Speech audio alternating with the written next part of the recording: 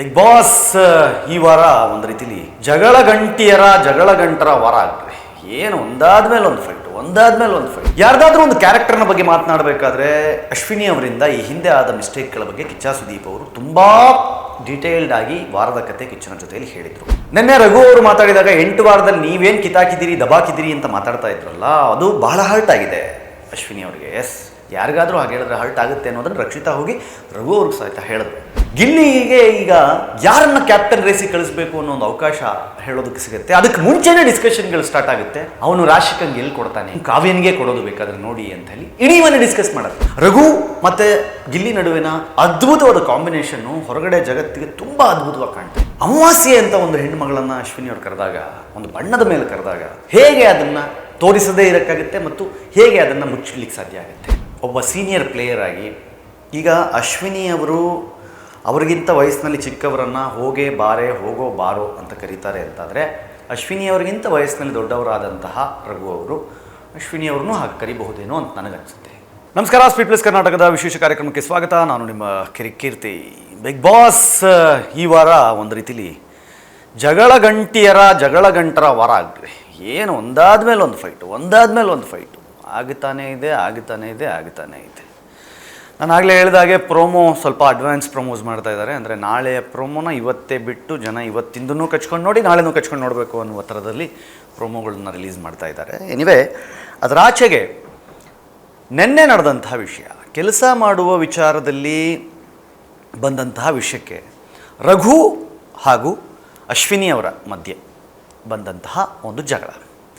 ರಘು ಅವರು ಬಂದು ಕರೀತಾರೆ, ಅಶ್ವಿನಿ ಬನ್ನಿ, ಪೌಡ್ರ್ ರೂಮ್ ಒಂದು ಕೆಲಸ ಬಾಕಿ ಇದೆ ಅಂತ. ಅವ್ರು ಹೇಳ್ತಾರೆ 10 ನಿಮಿಷ ಬಿಟ್ಟು ಬರ್ತೀನಿ, ನನಗೆ ಬೆನ್ನು ನೋವ್ತಿದೆ ಅಂತ. ಅದಕ್ಕೆ ರಘು ಅವ್ರು ಹೇಳ್ತಾರೆ 10 ನಿಮಿಷದಲ್ಲಿ ನಿಮ್ಮ ಬೆನ್ನು ಹೋಗ್ಬಿಡುತ್ತಾ ಅಂತ.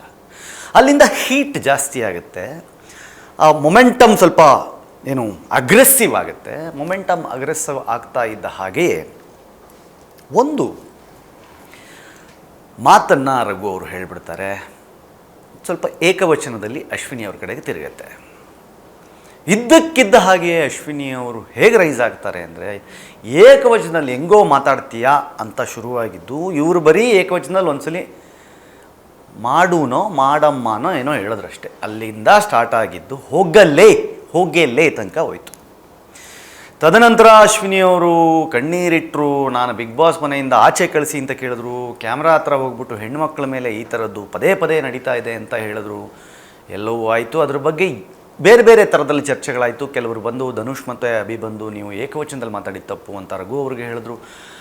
ಆದರೆ ರಘು ಅವರು ಸ್ಟ್ಯಾಂಡ್ನಲ್ಲಿ ಕ್ಲಿಯರ್ ಇದ್ದರು. ನಿನ್ನೆ ಗಿಲ್ಲಿಗೆ ಎಷ್ಟೆಷ್ಟೆಲ್ಲ ಏಕವಚನದಲ್ಲಿ ಮಾತಾಡಿದ್ರು, ಅದು ತಪ್ಪಲ್ವಾ ಅಂತ ಕೇಳಿದ್ರು. ಅವ್ರು ಇಡೀ ಮನೆಯನ್ನು ಏಕವಚನದಲ್ಲಿ ಮಾತಾಡಿಸ್ತಾರೆ, ಅದು ತಪ್ಪಲ್ವಾ ಅಂತ ಕೇಳಿದ್ರು. ಯಾರದೋ ಒಬ್ಬರು ತೇಜ ಅದೇ ಏಕವಚನದಲ್ಲಿ ಮಾಡಿದ ಮಾತ್ರಕ್ಕೆ ಆಗುತ್ತೆ ಅನ್ನೋದೇ. ಆದರೆ ಆ ಮನೆಯಲ್ಲಿ ಸಾಕಷ್ಟು ಬೇರೆ ವಿಚಾರಗಳ ಬಗ್ಗೆನೂ ಚರ್ಚೆ ಆಗಬೇಕು. ಯಾರ್ದಾದ್ರೂ ಒಂದು ಕ್ಯಾರೆಕ್ಟರ್ನ ಬಗ್ಗೆ ಮಾತನಾಡಬೇಕಾದ್ರೆ ಅಶ್ವಿನಿ ಅವರಿಂದ ಈ ಹಿಂದೆ ಆದ ಮಿಸ್ಟೇಕ್ಗಳ ಬಗ್ಗೆ ಕಿಚ್ಚ ಸುದೀಪ್ ಅವರು ತುಂಬ ಡೀಟೇಲ್ಡ್ ಆಗಿ ವಾರದ ಕತೆ ಕಿಚ್ಚನ ಜೊತೆಯಲ್ಲಿ ಹೇಳಿದರು. ಏನೇನು ಮಿಸ್ಟೇಕ್ಗಳಾಯಿತು, ತೇಜೋವಧೆಗಳನ್ನು ಹೇಗೆ ಮಾಡಲಾಯಿತು, ಅಶ್ವಿನಿ ಮತ್ತು ಜಾಹ್ನವಿ ಅವ್ರ ಕಡೆಯಿಂದ ಆದ ಮಿಸ್ಟೇಕ್ಗಳನ್ನು ಸಹಿತ ಹೇಳಿದರು. ಹಾಗೆ ನೋಡಿದ್ರೆ ಕಾವ್ಯ ಅವರಿಗೆ ಅಶ್ವಿನಿ ಅವರು ಮೊದಲ ವಾರದಲ್ಲ ಅಥವಾ 2ನೇ ವಾರದಲ್ಲಿ ಹೇಳ್ತಾರೆ, ಅದೊಂದು ಡಮ್ಮಿ ಪೀಸ್ ಅಂತನೋ ಅಥವಾ ಫ್ರೀ ಪ್ರಾಡಕ್ಟ್ ಅಂತನೋ ಹೇಳ್ತಾರೆ. ಕಾವ್ಯ ಸಹಿತ ಒಬ್ಬಳು ಹೆಣ್ಮಗಳು. ಈ ಬಟ್ಟೆಗಳನ್ನು ನೋಡಿದ್ರೆ ನೀನು ಎಲ್ಲಿಂದ ಬಂದಿದೆಯಾ ಅನ್ನೋದು ಗೊತ್ತಾಗಲ್ವಾ ಅಂತ ಹೇಳಿ ಇದೇ ರಕ್ಷಿತಾಗೆ ಹೇಳಿದ್ರು. ಅವಳು ಸಹ ಒಂದು ಹೆಣ್ಣು ಮಗಳು. ಇವಳು ಎಸ್ ಕ್ಯಾಟಗರಿ ಅಂದರು. ಎಸ್ ಕ್ಯಾಟಗರಿ ಅಂದರೆ ಏನು ಅಂತ ಇಲ್ಲಿಯ ತನಕ ಎಕ್ಸ್ಪ್ಲನೇಷನ್ ಯಾರು ತೊಗೊಂಡೂ ಇಲ್ಲ, ಕೊಟ್ಟೂ ಇಲ್ಲ. ಆಗ ರಕ್ಷಿತಾ ಸಹ ಒಬ್ಬ ಹೆಣ್ಣು ಮಗಳು. ಅವಳನ್ನ ಈಡಿಯಟ್ ಅಂದರು, ಅವಳನ್ನ ಜೋಕರ್ ಅಂದರು, ಆ ಕಾರ್ಟೂನ್ ಅಂದರು. ಅವಳು ಸಹ ಒಂದು ಹೆಣ್ಣು ಮಗಳು. ಇವರು ತಮಾಷೆಗೆ ಅಂತ ಶುರು ಮಾಡಿದ ಗೆಜ್ಜೆ ಗಲಾಟೆಯಲ್ಲಿ ಅದನ್ನು ರಕ್ಷಿತಾಗಿ ಕಟ್ಟುವ ಪ್ರಯತ್ನವನ್ನು ಮಾಡಿದ್ರು. ಅವಳು ಸಹ ಒಂದು ಹೆಣ್ಣು ಮಗಳು. ನಿನ್ನೆ ರಘು ಅವರು ಮಾತಾಡಿದಾಗ 8 ವಾರದಲ್ಲಿ ನೀವೇನು ಕಿತಾಕಿದ್ದೀರಿ ದಬಾಕಿದ್ದೀರಿ ಅಂತ ಮಾತಾಡ್ತಾ ಇದ್ರಲ್ಲ, ಅದು ಬಹಳ ಹರ್ಟ್ ಆಗಿದೆ ಅಶ್ವಿನಿ ಅವರಿಗೆ. ಎಸ್, ಯಾರಿಗಾದರೂ ಹಾಗೆ ಹೇಳಿದ್ರೆ ಹರ್ಟ್ ಆಗುತ್ತೆ ಅನ್ನೋದನ್ನು ರಕ್ಷಿತಾ ಹೋಗಿ ರಘು ಅವ್ರಿಗೆ ಸಹಿತ ಹೇಳಿದ್ರು. ಆದರೆ ಇದೇ ಜಾಹ್ನವಿಯವರು, ಇದೇ ಅಶ್ವಿನಿ ಅವರು ಕೂತ್ಕೊಂಡು ಆ ಟೀಮ್ನಲ್ಲಿರೋದೆಲ್ಲ ಗಟ್ಟಿ ಕಾಳುಗಳಲ್ಲ, ಜೊಳ್ಳು ಏನಿದೆ ಅವರ ಆಟದಲ್ಲಿ. ನಿನ್ನೆ ಇನ್ಫ್ಯಾಕ್ಟ್ ವೆರಿ ಇಂಪಾರ್ಟೆಂಟ್ಲಿ ನಿನ್ನೆ ಕೂತ್ಕೊಂಡು ಅಶ್ವಿನಿ ಅವರು ಧನುಷ್ಗೋ ಅಭಿಗೋ ಕೂರಿಸ್ಕೊಂಡು ಹೇಳ್ತಾರೆ, ಏನಿದೆ ಗಿಲ್ಲಿ ಹತ್ರ, ಬರೀ ಕಾಲೆಳೆಯೋದು ತಮಾಷೆ ಮಾಡೋದು ಬಿಟ್ಟರೆ ಅವನಿಗೆ ಟಾಸ್ಕ್ ಮಾಡೋಕ್ಕೆ ಬರುತ್ತಾ, ಅವ್ನಿಗೆ ಆಟ ಆಡೋಕ್ಕೆ ಬರುತ್ತಾ, ಅವನಿಗೆ ಮನೇಲಿ ಝೀರೋ ಅಂತ ಹೇಳಿದ್ದು ಇದೇ ಅಶ್ವಿನಿ ಅವರು. ಇವರ ಆಟವನ್ನು ಯಾರು ಪ್ರಶ್ನೆ ಮಾಡಬಾರ್ದು, ಆದರೆ ಇವರು ಯಾರನ್ನ ಬೇಕಾದರೂ ಪ್ರಶ್ನೆ ಮಾಡ್ಬೋದು ಅನ್ನೋ ಅರ್ಥದಲ್ಲಿ ಅವ್ರ ಮಾತುಕತೆಗಳು ನಡೀತಾ ಇತ್ತು. ಸರಿ, ಹಾಗೆ ನಡೀತು. ಅದಾಗಿ ಸ್ವಲ್ಪ ಹೊತ್ತಿಗೆ ಒಂದು ಟಾಸ್ಕ್ ಕೊಡ್ತಾರೆ ಬಿಗ್ ಬಾಸ್. ಆ ಬಿಗ್ ಬಾಸ್ನ ಆ ಟಾಸ್ಕ್ನಲ್ಲಿ 2 ಹಂತದಲ್ಲಿ ಆ ಟಾಸ್ಕ್ ನಡೆಯುತ್ತೆ. 2 ಹಂತದ ಆ ಟಾಸ್ಕ್ನಲ್ಲಿ ಒಂದು ಕಡೆಯಿಂದ ಮೆಟ್ಲುಗಳ ಥರ ಮಾಡಿಕೊಂಡು ಅವರೇ ಎತ್ಕೊಂಡೋಗಿ ಒಂದಿಷ್ಟು ಪಝಲ್ಗಳನ್ನು ಒಂದು ಬೋರ್ಡ್ ಮೇಲೆ ಇಡಬೇಕು. ಅದನ್ನು ಇಬ್ಬರು ಕ್ಯಾಪ್ಟನ್ಗಳು, 2 ತಂಡದ ಕ್ಯಾಪ್ಟನ್ಗಳು ಅಂತ ಯಾರಾಗಿರ್ತಾರೆ, ಅದು ಅಶ್ವಿನಿ ಮತ್ತು ಗಿಲ್ಲಿ, ಬ್ಲೂ ಮತ್ತು ರೆಡ್ ತಂಡದ ಕ್ಯಾಪ್ಟನ್ಗಳಂತೇನಿರ್ತಾರೆ, ಅವರು ಆ ಪಝಲ್ನ ಸಾಲ್ವ್ ಮಾಡಿಬಿಟ್ಟು 3 ಬಾಲ್ಗಳನ್ನು ಆ ಪಝಲ್ನ ಒಳಗಡೆ ಹಾಕಿ ಆ ಹೋಲ್ನಲ್ಲಿ ಎಂಡ್ ಮಾಡಬೇಕು ಅಂತ ಇತ್ತು. ಅಶ್ವಿನಿ ಅವರು ಪಝಲ್ ಜೋಡಿಸ್ಲಿಕ್ಕೆ ಸಾಧ್ಯ ಆಗಿಲ್ಲ, ಆದರೆ ಅಷ್ಟರೊಳಗೆ ಗಿಲ್ಲಿ ಪಝಲ್ ಕಂಪ್ಲೀಟ್ ಮಾಡಿ 3 ಬಾಲ್ಗಳನ್ನು ಹಾಕಿದರು. ಅಶ್ವಿನಿ ಅವರ ನೆನ್ನೆಯ ಡೌಟ್ಗೆ ನೆನ್ನೆನೇ ಗಿಲ್ಲಿ ಆನ್ಸರ್ ಕೊಟ್ಟಾಗ್ಬಿಟ್ಟಿತ್ತು. ಅದಕ್ಕೆ ಈ ವಾರದ ಜಗಳದ ಮಧ್ಯದಲ್ಲಿ ಒಂದಿಷ್ಟು ಬಲಾಬಲಗಳು ಕಾಣಿಸ್ತಾ ಇದೆ, ತಾಕತ್ತುಗಳ ಪ್ರದರ್ಶನವೂ ಆಗ್ತಾ ಇದೆ. ಅಟ್ ದ ಸೇಮ್ ಟೈಮ್ ಮತ್ತು ಇನ್ನೊಂದು ವೆರಿ ಇಂಪಾರ್ಟೆಂಟ್ಲಿ, ಗಿಲ್ಲಿಗೆ ಈಗ ಯಾರನ್ನು ಕ್ಯಾಪ್ಟನ್ ರೇಸಿಗೆ ಕಳಿಸ್ಬೇಕು ಅನ್ನೋ ಒಂದು ಅವಕಾಶ ಹೇಳೋದಕ್ಕೆ ಸಿಗುತ್ತೆ. ಅದಕ್ಕೆ ಮುಂಚೆನೇ ಡಿಸ್ಕಷನ್ಗಳು ಸ್ಟಾರ್ಟ್ ಆಗುತ್ತೆ. ಅವನು ರಾಶಿಕಂಗೆ ಎಲ್ಲಿ ಕೊಡ್ತಾನೆ, ಅವ್ನು ಕಾವ್ಯನಿಗೆ ಕೊಡೋದು ಬೇಕಾದ್ರೆ ನೋಡಿ ಅಂತ ಹೇಳಿ ಇಡೀ ಮನೆ ಡಿಸ್ಕಸ್ ಮಾಡುತ್ತೆ. And in fact on another side Ashwini ಅವ್ರು ನೆನ್ನೆ ಕೂತ್ಕೊಂಡು ಗಿಲ್ಲಿನ ಹೊಗಳ್ತಾ ಇರ್ತಾರೆ, ನಿಂಗೆ ಗೊತ್ತಿಲ್ಲ ಯಾವ ಥರ ಯೋಚನೆ ಮಾಡ್ತಾನೆ, ಹೆಂಗೆ ಮಾಡ್ತಾನೆ, ಏನು ಮಾಡ್ತಾನೆ ಅಂತಲೇ ಐಡಿಯಾ ಇಲ್ಲ ನಿನಗೆ ಅಂತ ಜಾಹ್ನವಿಗೆ ಹೇಳ್ತಾ ಇರ್ತಾರೆ. ಮತ್ತೊಂದು ಕಡೆ ಧನುಷು ಮತ್ತು ಅಭಿ ಅವರೆಲ್ಲ ರಾಶಿಕಂಗೆ ಯಾವುದೇ ಕಾರಣಕ್ಕೂ ಅವನು ಕ್ಯಾಪ್ಟನ್ಸಿ ಓಟಕ್ಕೆ ಕಳಿಸಲ್ಲ ರೇಸ್ಗೆ ಅಂತಲೇ. ಬಟ್ ಗಿಲ್ಲಿ ಬಂದು ತನ್ನ ಈ ಹಿಂದೆ ಆಕೆಗೆ ಕ್ಯಾಪ್ಟನ್ಶಿಪ್ ಆಗುವ ಹಂತದಲ್ಲಿ ನನ್ನಿಂದ ಕೈ ತಪ್ಪಿತ್ತು, ಅದಕ್ಕೊಂದು ಗಿಲ್ಟ್ ಇದೆ ನಿನಗೆ, ಆ ಕಾರಣಕ್ಕೋಸ್ಕರ ನಾನು ಈ ಸಲದ ಕ್ಯಾಪ್ಟನ್ಶಿಪ್ ರೇಸ್ನಲ್ಲಿ ರಾಶಿಕನನ್ನು ಬಿಡ್ತೀನಿ ಅಂತ ಹೇಳಿ ಇಡೀ ಮನೆಯ ಮತ್ತು ಹೊರಗಿನ ಪ್ರಪಂಚದ ಮನಸ್ಸನ್ನು ಗೆಲ್ತಾರೆ. ಗಿಲ್ಲಿ ಪ್ರಾಕ್ಟಿಕಲಿ ತುಂಬ ಅದ್ಭುತವಾದ ಪ್ಲೇಯರ್ ಥರ ಆ್ಯಸ್ ಆಫ್ ನಾವು ಕಾಣ್ತಿದ್ದಾರೆ. ಅದಕ್ಕೆ ಮನೆ ಹೇಳ್ತಾ ಇದೆ, ಅದು ಒನ್ ಸೈಡೆಡ್ಡಲ್ಲಿ ಅವ್ನು ಆಟಾಡ್ಕೊಂಡು ಹೋಗ್ತಾ ಇದ್ದಾನೆ ಅಂತ ಇಡೀ ಮನೆ ಮಾತಾಡ್ತಾ ಇದೆ. ಒನ್ ಸೈಡೆಡ್ಲಿ ಯಾರು ಕಾಂಪಿಟೇಟರ್ಸೇ ಇಲ್ಲ ಅನ್ನೋ ಥರ ರೇಸಲ್ಲಿ ಓಡ್ತಾ ಇದ್ದಾನೆ ಅಂತ. ಒಂದು ಹಂತದಲ್ಲಿ ಎಲ್ಲೋ ಸ್ವಲ್ಪ ನೆಗೆಟಿವ್ ಮಾಡ್ಕೋತಾ ಇದ್ದಾನೆ ಅಂತ ಕಾಣಿಸ್ಕೊಂಡಾಗ ಪಟ್ ಅಂತ ಆ ಮನುಷ್ಯ ಮತ್ತೆ ತಗೊಳ್ಳುವಂತಹ ಬ್ಯಾಕಪ್ ಇದೆಯಲ್ಲ, ದಟ್ ವಾಸ್ ವೆರಿ ಸ್ಟ್ರಾಂಗ್ ಆಗಿ ತೊಗೊಂಡ್ಬಿಡ್ತಾನೆ ಬ್ಯಾಕಪ್ನ.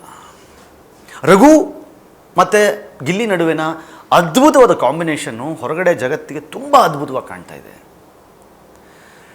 ಎಂಜಾಯ್ ಮಾಡ್ತಾ ಇದ್ದಾರೆ ಜನ, ಒಂದು ಟಾಮ್ ಆ್ಯಂಡ್ ಜೆರಿ ಥರ ನೋಡ್ತಾ ಇದ್ದಾರೆ ಅದನ್ನು.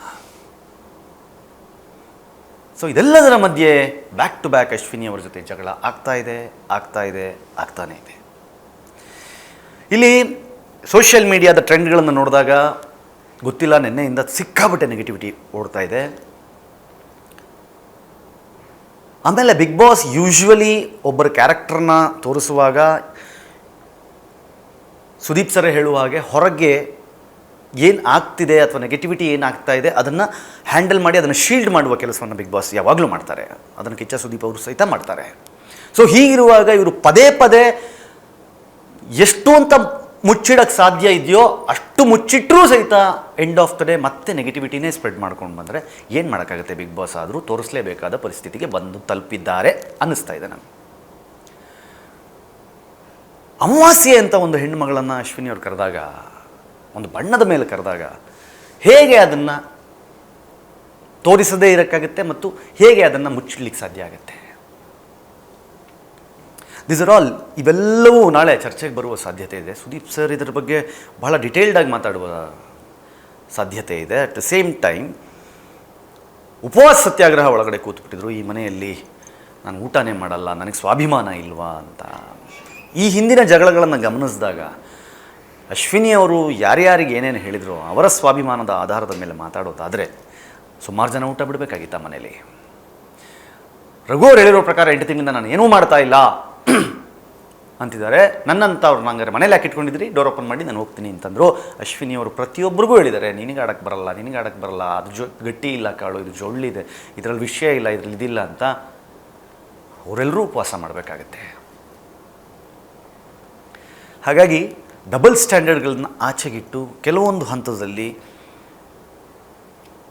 ಒಬ್ಬ ಸೀನಿಯರ್ ಪ್ಲೇಯರ್ ಆಗಿ, ಈಗ ಅಶ್ವಿನಿ ಅವರು ಅವರಿಗಿಂತ ವಯಸ್ಸಿನಲ್ಲಿ ಚಿಕ್ಕವರನ್ನು ಹೋಗೋ ಬಾರೋ ಅಂತ ಕರೀತಾರೆ ಅಂತಾದರೆ, ಅಶ್ವಿನಿ ಅವರಿಗಿಂತ ವಯಸ್ಸಿನಲ್ಲಿ ದೊಡ್ಡವರಾದಂತಹ ರಘು ಅವರು ಅಶ್ವಿನಿ ಅವ್ರನ್ನೂ ಹಾಗೆ ಕರಿಬಹುದೇನೋ ಅಂತ ನನಗನ್ಸುತ್ತೆ.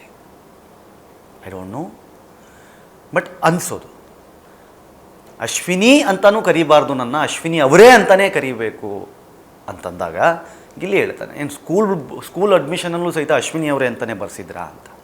ಜನಕ್ಕದು ಮನಸ್ಸಿಗೆ ನಾಟುತ್ತೆ ಅಲ್ವಾ. ಈ ಕಾರ್ಪೊರೇಟ್ ಕಲ್ಚರಲ್ಲಿ ಯಾರೂ ಸಹಿತ ಸರ್ ಮೇಡಮ್ ಅಂತಲೇ ಮಾತಾಡ್ಸಲ್ಲ, ಹೆಸರಿಡದೆ ಮಾತಾಡ್ತಾರೆ. ಗೌರವ ಹೇಗೆ ಸಂಬೋಧಿಸ್ತೀವಿ ಅನ್ನೋದ್ರ ಮೇಲಿಲ್ಲ, ಹೇಗೆ ಕರಿತೀವಿ ಅನ್ನೋದ್ರ ಮೇಲಲ್ಲ, ಆ ವ್ಯಕ್ತಿಯ ವ್ಯಕ್ತಿತ್ವಕ್ಕೆ ಬೆಲೆ ಕೊಡುವುದೇ ಗೌರವ ಅನ್ನೋದು ನಮ್ಮ ಸಂಸ್ಕೃತಿಯ ನಂಬಿಕೆ. ನೀವೇನಂದಿರಿ ಕಮೆಂಟ್ ಮಾಡಿ ಹೇಳಿ. ನೋಡ್ತಾ ಇರಿ ಸ್ಪೀಡ್ ಪ್ಲಸ್ ಕರ್ನಾಟಕ. ಇದು ನಿಮ್ಮಿಂದ ನಿಮಗಾಗಿ ನಿಮಗೋಸ್ಕರ. ಮತ್ತೆ ಸಿಗ್ತೀನಿ. ನಮಸ್ಕಾರ.